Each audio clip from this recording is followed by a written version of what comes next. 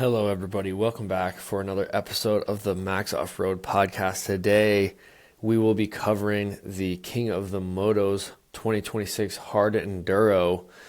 There's a lot of exciting things going on with this race, and it's action-packed. So I want to get right into it.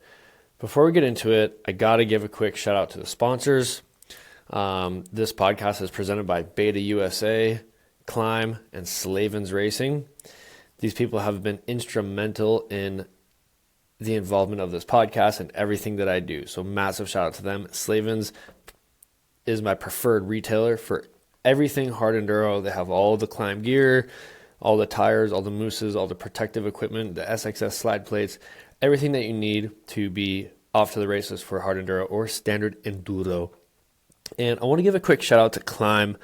One product that they make that saved my ass this weekend is the tactical short. I think that's what they call it. And this is a padded short that they make. I wear this underneath all my gear, obviously. And I actually wear their brief underneath this as well. So I'm actually double layered up to keep the booty safe. Now, what I like about these shorts is one, the pad on the inside. This is a nice, thick, squishy butt pad. So it'll keep your butt safe from chafing. It's also got this high density protective padding all around the outside to keep your legs and your tailbone safe. If you've ever hit your tailbone on a rock, you know that this is valuable. I really like this. It just gives me some quad and leg protection. So if you crash, you tip over, you get your bike pinched. These actually make a really big difference. So I never ride without these. These are the only undershorts that I wear. And it's nice because not only do you get butt pad and protection, but you also get leg and padding protection. And I can't tell you how many times I've fallen down and not even known that I didn't hurt something because I was wearing these. So shout out to Climb for making an awesome undershort. Also, Onyx Off-Road. Onyx Off-Road has been instrumental in the organization of these hard enduro races. I've used Garmin's, I've used all the different GPSs, and my favorite way to navigate is on Onyx Off-Road. What's sick about it, especially for an event like King of Motos, is you can load your tracks on there and you can change the color of all of your tracks so you can very clearly and easily see where you're trying to go, and you can actually study the map. You can zoom in, you can zoom out, you can tilt the axis for 3D, so you can actually see what you're navigating through. So the night before a race, I'd be on Onyx looking at the map, studying the map. So then when the race day comes, I actually don't need to follow my GPS like a madman. I can actually know the general direction of where things are going. I have things studied. I know that there's a right turn coming up instead of a left. I know that it goes through this valley. So that has been super helpful, and just the ability to share tracks and just kind of have this open source GPS thing, absolute game changer. And the interface actually works and it's easy to use. So shout out to Onyx Off-Road for everything they do. If you're interested in trying a elite membership with Onyx, which is what you need to get the 3D tilting, I think, enter code MAX15. I think you get a little discount, and it helps out the channel. It shows that we make a difference. Also, I want to give a shout out to the Bulletproof Designs team. Okay, these guys are a manufacturer of high quality aluminum protective equipment for your dirt bike, and they have started a hard enduro team with the Hawaiians, and they came out swinging this weekend. Lots of action from them. They got Boogie, Cavello Huddy, Ryder Guest, Kana Boy, and these guys come and they're the meanest looking ones there. They got their stuff together. Their bikes look good. The team looks great. So I just want to give a shout out to them for making the effort and investing in this sport, along with all the other teams. The Beta IRC crew, they put so much effort into coming to these races. Cody on the Yamaha, Quinn Wetzel on his Riehu, and all the other racers that show up on their own dime to come out to these races. It's commendable. You work during the week, you show up on the weekends. It's not easy. You're spending your hard-earned dollars. So shout out to you guys. Shout out to the community for liking this sport and choosing to invest in it and take your time to come do these races. I know it's not easy. I know it costs money and time, but man, it sure is fun at these races, getting to hang out around the campfire. I was going to leave right after the race on Sunday, but I was like, no way, dude. I'm going to the podium ceremony. I'm hanging out by the fire with my boys. I'm hanging out with the community. It is like such a good time. We always have so much fun at the Hard Enduro. So I just want to give a shout out to the community, the Hard Enduro community, for showing up. King of the Motos this year had a record turnout. I believe they had like 200 entries or so. That's huge. That's huge for the sport. This race is obviously hard to get entries. It's early in the year. People from the northern parts of the United States are in snowmobile mode, so it's hard to get them to come down here. They haven't been riding, so they're like, I'm not going to do it. The GPS is another barrier to entry. It's expensive, another barrier to entry. So the fact that we had a record turnout at round 1 of the National Hard Enduro Series, that's a win in itself. So shout out to Justin and his whole crew for the effort that they put into this race. They learn a little bit every year. They make it better every year. And Justin does a great job organizing the event. And Justin himself is calm. He's cool and collected. I never see him panicking. I never see him shouting. And that is a sign of a well-prepared promoter. So shout out to you, Justin, and your crew for all your hard work. While I'm talking about hard work, I got to give a shout out to our National Hard Enduro crew. Josh Shecker, Ryan McCaslin, Nick Clark, Judy did such a great job of putting up all the flags and herding the cats. Daryl, the guy that found the arrowhead in 2019. Ian Howes on the drone. Owen Gorsuch, the whole media team. Everybody works so hard and so committed to this game. It's an honor to get to work among these people. Everybody works so hard and is so committed. So thank you, everybody, for putting your best foot forward at all times. It's a real honor that we get to be a part of an event like King of the Hammers, in my opinion. They have the live stream. They have full action. It really gives us access to a part of the off-road market that is great for the sport of hard enduro. People love it. All the people there in the cars and the UTVs, they seem to really love what we're doing out there, and it's very special that we get to be a part of the King of the Hammers. And shout out to the media company, the media crew, the live stream people as well at King of the Hammers. They welcomed us in and collaborated with us on how to make content, what the best way to do it is, where they're going to be, where we will be, so we're not overlapping our drone footage or our content. I tried to stay out of the way of some of their live stream stuff, and they're just super cool to work with and very welcoming. So I want to thank them as well. It's very cool to be a part of a crew and a team that has a collaborative mindset instead of like a competitive mindset where they're all worried about everybody taking their shots or whatever. It's really cool to be a part of that crew. So thank you, King of the Hammers, for having us and for putting on a great event. Let's get right into it. Let's just start. Obviously, we just talked about the race turnout. The conditions were great. We had a beautiful weekend. It was a little bit windy at some times, but not too bad. The weather was a little bit chilly, but the sun was shining. A little bit overcast at times, but couldn't ask for better weather there in Johnson Valley this whole weekend. So that's a positive, major positive. Excuse me. Let's talk about the pro race results a little bit.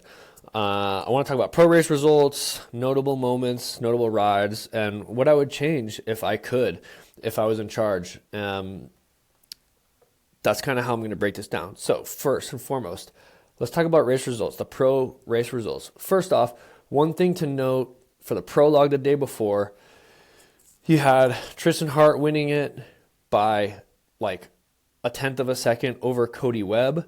And then we had Braxton Hinsey, Ryder LeBlanc, and then Matt Green, and that was our front line.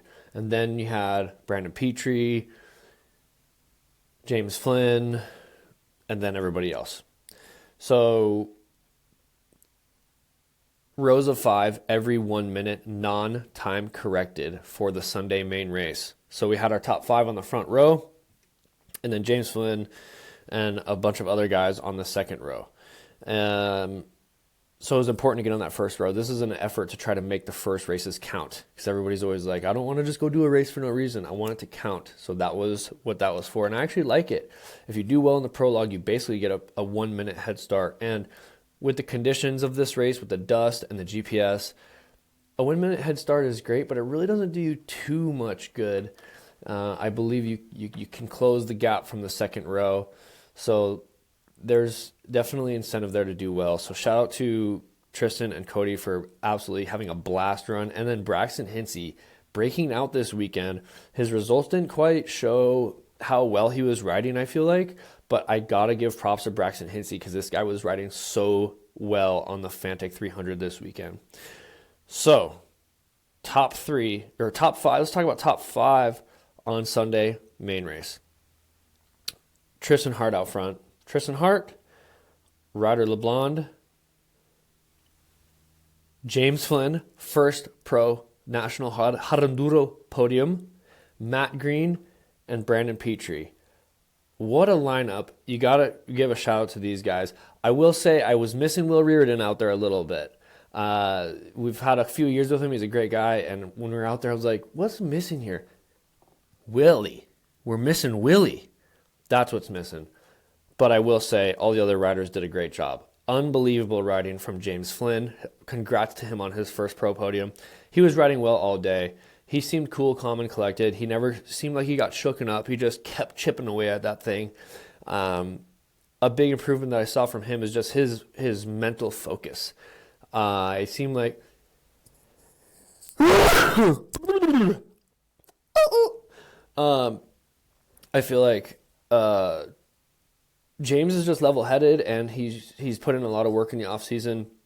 His confidence is high, and he just stayed in the fight the whole time. He didn't really relinquish the effort throughout the event, and that's one piece of improvement that I saw from James. So I want to give a shout out to him on his effort.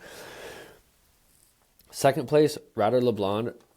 Ryder didn't do anything crazy. He just rode well the whole race. Tristan and Cody got an early breakaway, okay? Tristan and Cody broke away by 30 seconds maybe early on in the race. And Ryder and Matt Green, I believe, were close. They're about 30 seconds back, but they were close together. And after some battles between Tristan and Cody, they were really close for the first 2 or 3 checkpoints. Then Cody Webb broke a foot peg.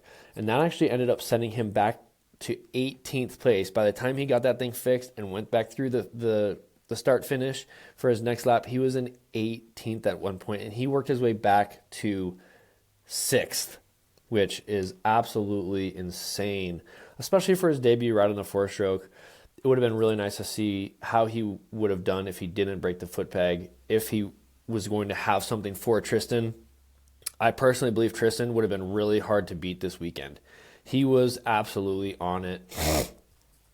Once he got out front, he was just in full send it mode, cruise mode. He was absolutely hauling the mail. And one thing that he does really well is he never gets too far off course. He follows the GPS, and he's in full robot mode. Let's not forget, robot. So I think before the day before the race, he studied the map. I don't even know if he needed to look at his GPS. After all these years of racing at King of the Hammers and understanding how to use the GPS, and now with having things like Onyx and GPS navigation tools on your phone where you can actually really observe the land, I think that made a really, really big difference for him. It looked like he knew where he was going every time I saw him riding.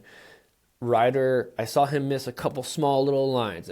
We're not talking big stuff, but we're talking 5 seconds, 10 seconds, 3 seconds, just little line misses. And man, that adds up. You can't afford those small mistakes when you're racing against a guy like Tristan Hart or Cody Webb. They're just too good with the GPS and their knowledge of the course. So, man, Ryder was riding really well. I just think he needs to improve on his GPS navigation a little bit, and he'll admit that himself. He does not like GPS, but he rode really well. And I also want to say, Ryder LeBlond, he was up on the podium, or after the race, he was talking with Brian on the live stream, and he was very well spoken. I just got to give a shout out to him when that's due. Props to you for being very well spoken and shining a bright light on the sport and presenting yourself in a positive manner. So shout out to you, Ryder. Everybody does, and I just really noticed Ryder's effort on the podium. He's funny, he's good to talk to, and he makes the sport look great. So thank you, Ryder, for doing what you do.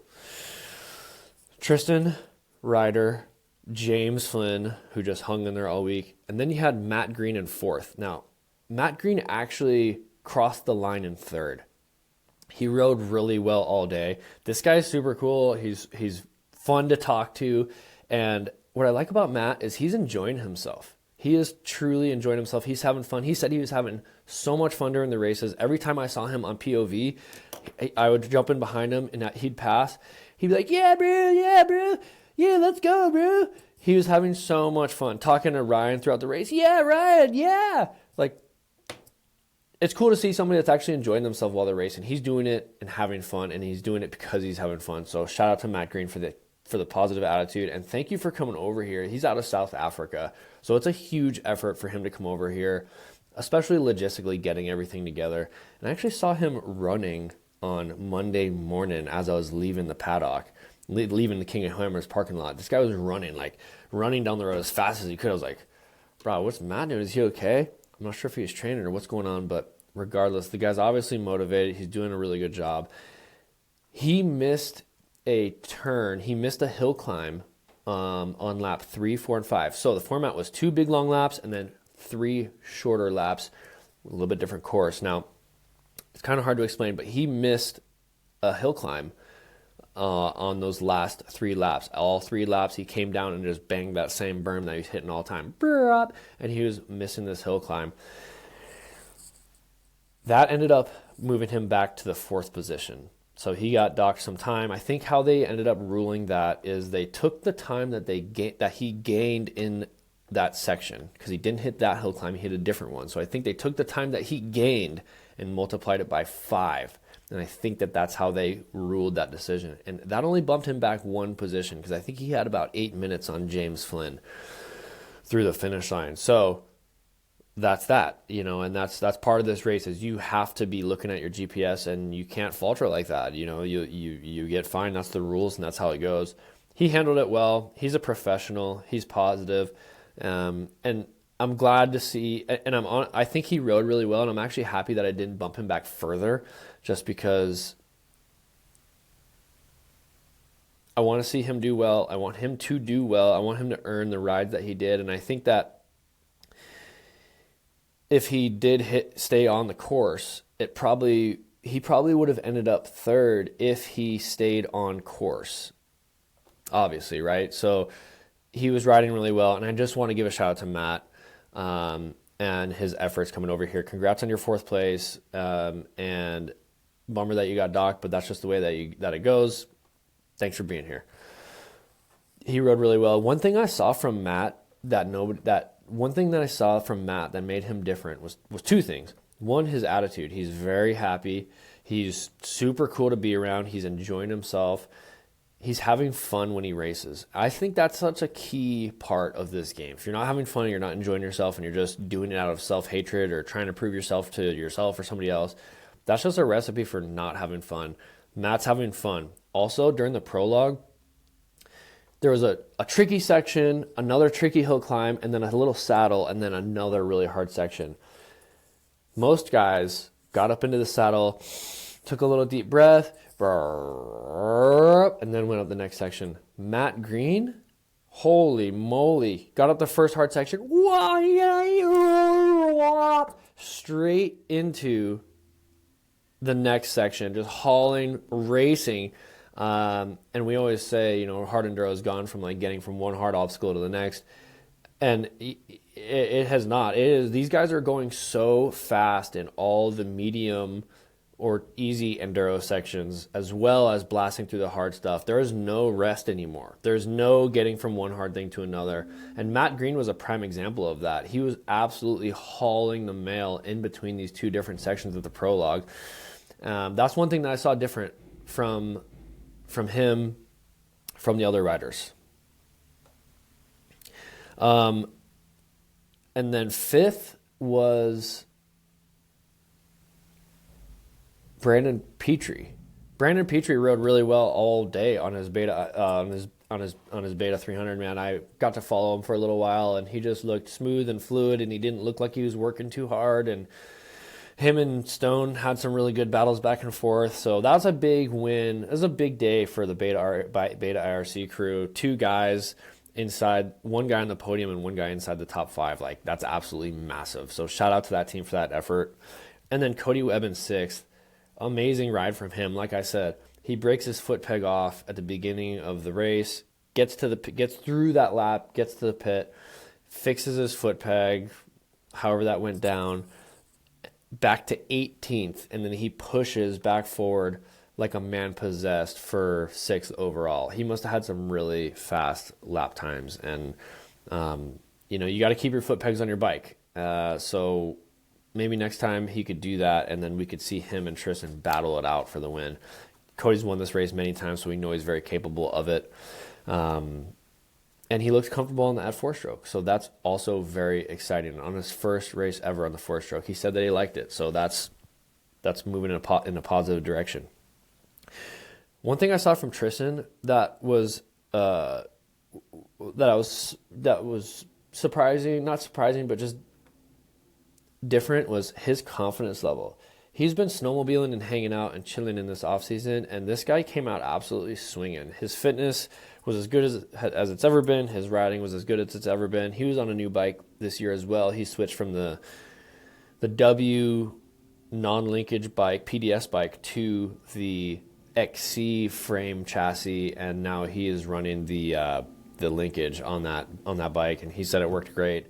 He looked phenomenal all day. I was surprised to see how high his confidence was with the offseason that he had. He's in the zone right now, and I truly think that he's going to be hard to beat for the rest of the year. So the rest of the riders got their work cut out for him, beating him, but let's see it. I think that rider's plenty capable. He just needs to put it together. Cody Webb, obviously, he's got some insane skill. And that's what it's gonna take. Is you gotta have to have some crazy attribute to be able to beat a guy like Tristan, because Tristan checks all the boxes. Everybody else does too, but Tristan just checks them fully. So that's what I saw from Tristan and the top 6 guys. It was a good race. Notable rides and moments. I want to talk about Braxton Hinsey for a moment. He got 3rd in the prologue on the Fantic, and for the first lap or so, he was running a solid 3rd place. And I mean, he was riding really well. I actually made a mistake. I forgot about that earlier, but he was riding really well. He wasn't making mistakes. He was riding like he knew what he was doing. He looked comfortable in that position. He was going fast. He was hitting his marks, and he was riding well. I'm not sure exactly what happened with him. Apparently his transmission or something like that went out. I don't totally know. I haven't had a chance to speak with him, but it would have been awesome to see how the race would have unfolded if he didn't have any bike problems. I think a good race between him and Matt Green could have been would have been a thing. Him and Matt Green could have had a good battle. James Flynn could have snuck up in there and had a good battle, maybe, if he could have caught them. So shout out to Braxton for that effort. Yeah, Braxton, I know that your results didn't show your ride. Maybe you got a DNF, but you rode really well and you're on the right track. So keep doing your thing, and I want to give a shout out to him.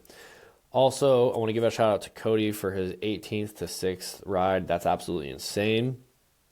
And 2 other people that I want to give a shout out are actually A-class racers, Makano Barger and Boogie Rivera. These guys were absolutely sending it in the A-class. I got to do some POV follow cam on these boys. And these Oahu boys are sending it in the desert. I mean, sending it. They look comfortable, but they still got that Hawaii style, just a little bit loose. Boogie is just like, wah, spraying rock, spinning that tire, kind of like Kana Boy style. I was telling him after the race, dude, you just need to calm it down a little bit, dude. If you take 10, 15% off the top, you're going to be smoother, your tire's going to last longer, you're going to spend less energy, and you're going to be better off. These Hawaiians are so strong, they don't care about energy expenditure. They just want to twist that throttle, brah. It's insane. And Makana Barger is kind of opposite. He is super smooth, and very composed. He doesn't get overly excited. He stays composed, and he was able to manage these attacks from Boogie very well. He kept his composure and he rode really well. Makana and Boogie battled all race on Saturday and on Sunday, and Makana Barger ended up with the win. So massive shout out to Makana and Boogie on the Bulletproof team. These guys are awesome. So shout out to those boys.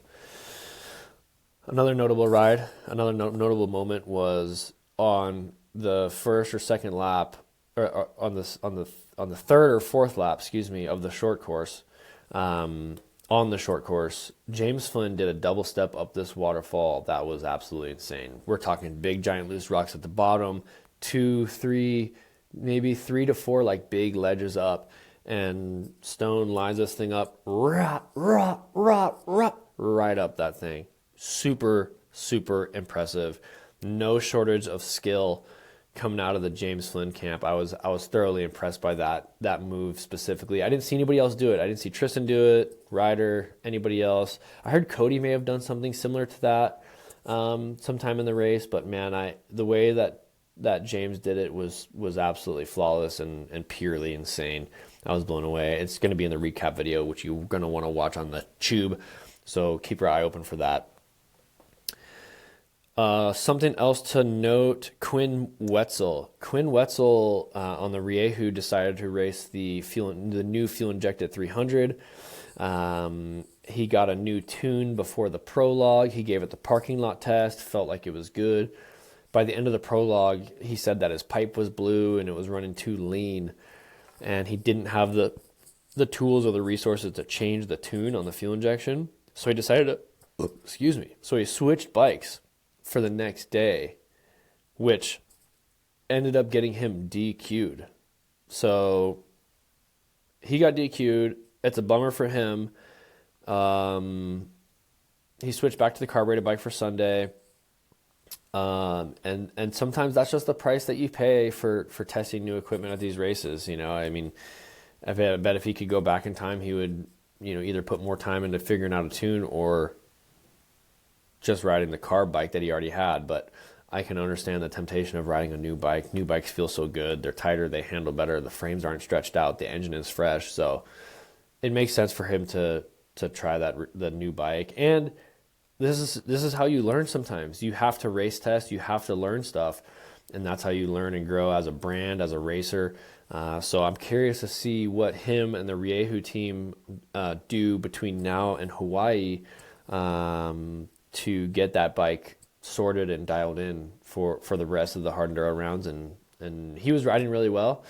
So I'm looking for strong finishes from him. That's about it for the race. What I would change if I could. This is one thing we're always learning, we're always growing, we're always trying to figure out what's the best way to run these races. I think that there's a lot of opportunity for more spectatorship at King of the Motos. If you're looking from Hammertown across the lake bed to Chocolate Thunder, you'll notice that there's like 3 big waves of sand, like these huge sand fingers that come down out of the mountain, like sand dune fingers that come down from the mountain. And we basically run along the bottom edge of these rocks, and then they go up and down once before the finish. I think that the finish line hill climb area is highly underutilized. I think that we need to have those guys come in, and maybe you do a pro only section and you run them up and down, maybe make it wider, up and down, up and down. You run them up and down that thing 4 or 5 times every lap. All the people are there at Chocolate Thunder waiting. They want the action. They're waiting for the action. And all they're doing is coming down a hill, going to the finish line, and then going back up Chocolate Thunder. Chocolate Thunder is not that exciting. It's really not that exciting. It's pretty easy for the racers. So it could be so much more exciting with more ups and downs on that bouldery mountain. So I would really like to see more ups and downs on that boulder mountain, and I'd like to see it every lap. The 2 long laps at the beginning, I could see that working. Maybe even you do 1 long lap at the beginning and then you just bring them into the short course. I think that the short course has so much potential. And that's just on that one spot that I'm talking about in front of Chocolate Thunder. There's like this whole mountainside that we could be utilizing. And I think if I could change anything, right now, the mountain comes down and then there's basically fence line and the riders are in between the fence and the mountain and the spectators are on the other side of the fence watching them, ride along the base of these mountains. What I think would be really cool, scoot that fence line back 100 feet. Now, bring those riders in and run them up and down this whole hillside, this whole way. There's so much spectator potential right there. And then bring them down, do a little sand section, back and forth through the sand, bring a little action into it. This is a good place for people to pass. It's bikes revving. It's exciting. I think that we need to have like a 5 to 10 minute short course section all within that one western facing hillside where Chocolate Thunder is. Basically that whole section is so underutilized. I would really like to see a short course track all right there that the riders race on. Now, format wise, I'm not exactly sure how you would do it. You could do a short course race in the afternoon and a long race on Saturday. That's something that's been discussed. I'd be curious to see what you guys think as well. Sometimes I think that like doing a long course on Saturday for the pros and the amateurs with pro splits could be really cool. And then on Sunday you do a short course. So all the amateurs and the pros are racing and the amateurs can watch them. There's something there. I think that the formula just needs to be discussed. But regardless, I think that whole hillside is so far underutilized, and the sport of hard enduro and off-road, we need more visibility on this sport. If we want this sport to grow, we need more visibility on this sport, and that's how we're going to do it. We need to have more spectator zones. There's people there, especially at King of the Motos. They're already there. They want the action, and that whole hillside has so much potential. So I would really love to see Justin and the crew have double ribbon up and down that whole rocky zone with some sand sections mixed in. I think that would make my day and make the sport of hard enduro even better. That's what I would change if I could.